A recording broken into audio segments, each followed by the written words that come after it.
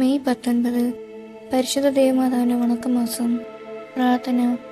ദേവമാതാവായ പരിശുദ്ധ കന്യകാമറിയമേ, ഈജിപ്തിലേക്കുള്ള പ്രയാണങ്ങളിൽ അവിടുന്നും അങ്ങേ വിരക്ത ഭർത്താവായി മാറിയ ഔസേപ്പും ഉണ്ണിമിശിഹായും അനേകം യാതനകൾ അനുഭവിക്കേണ്ടി വന്നല്ലോ.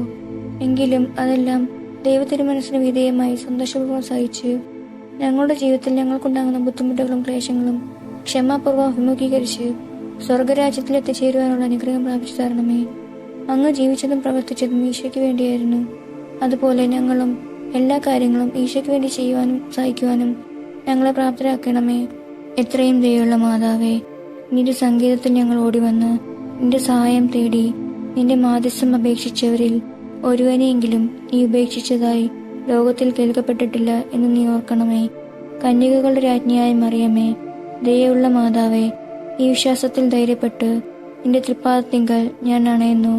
നെടുവീർപ്പെട്ട് കണ്ണുനീർ ചിന്തി പാപിയായ ഞാൻ നിന്റെ ദയാധിക്യത്തെ കാത്തുകൊണ്ട് നിന്റെ തിരുസന്നിധിയിൽ നിൽക്കുന്നു. അവതരിച്ച വർജനത്തിൻ മാതാവേ, എന്റെ അപേക്ഷ ഉപേക്ഷിക്കാതെ ദയാപൂർവം കേട്ടരുളണമേ. ആമേൻ. ജന്മപാപമില്ലാതെ ഉത്ഭവിച്ച ശുദ്ധമറിയമേ, പാപികളുടെ സങ്കേതമേ, ഇതാ നിന്റെ സങ്കേതത്തിൽ ഞങ്ങൾ തേടി വന്നിരിക്കുന്നു. ഞങ്ങളുടെ മേൽ അലിവായിരുന്ന് ഞങ്ങൾക്ക് വേണ്ടി നിന്റെ തിരുക്കുമാരനോട് പ്രാർത്ഥിച്ചു കൊള്ളണമേ. ഒരു സ്വർഗസ്നായ പിതാവും ഒരു നന്മ നിറഞ്ഞ മറിയവും ഒരു തൃപ്തസ്തുതിയും 3 പ്രാവശ്യം ചൊല്ലുക.